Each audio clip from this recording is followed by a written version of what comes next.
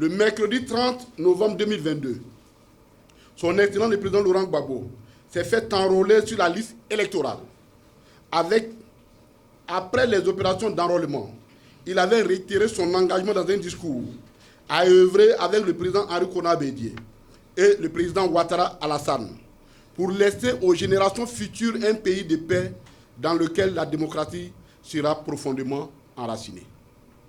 L'on se souvient de ce qu'il avait été radié la liste électorale en 2020 sur la base de la condamnation illégale pour l'affaire du braquage de la BCAO aussi dessus rappelé. L'on se rappelle également que la Cour africaine des droits de l'homme et des peuples avait, dans un arrêt en date du 25 septembre 2020, ordonné à l'État ivoirien, et je cite, de prendre toutes les mesures nécessaires en vue de lever immédiatement tous les obstacles empêchant le requérant, M. Laurent Gbagbo, de s'enregistrer sur la liste électorale. Je reprends, ça veut dire quoi dans un français très simple? Que la Cour des droits de l'homme a estimé que la radiation du président Laurent Gbagbo était illégale et a demandé au gouvernement de le réinscrire sur la liste électorale. Le président Ouattara, après le coup d'État opéré en 2011 contre le président Laurent Gbagbo, il n'a eu qu'une légitimité, je dirais même une légalité, je ne parle même pas de légitimité, d'une légalité, que par la décision du Conseil constitutionnel qui était revenu sur ces décisions prises 4 mois avant.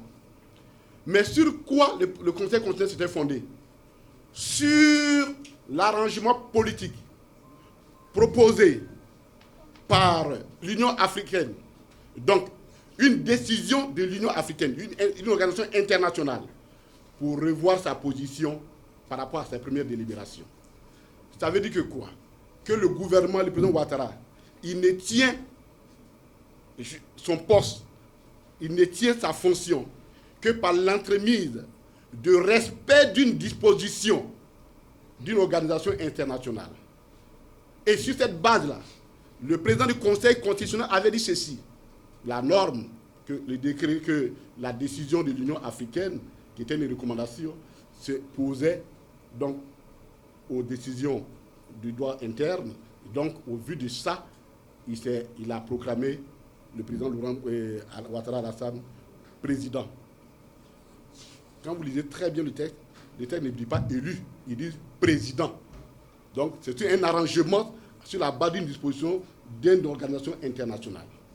Si donc lui il tire sa légalité d'une organisation internationale, pourquoi refuse-t-il de se soumettre à une organisation internationale qui ne fait pas les recommandations, mais qui est une institution judiciaire, et donc qui fait des injonctions?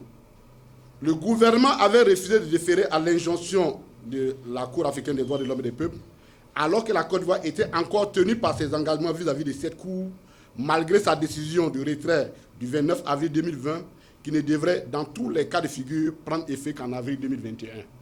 Donc, au moment où la Cour prenait sa décision, le gouvernement y était tenu.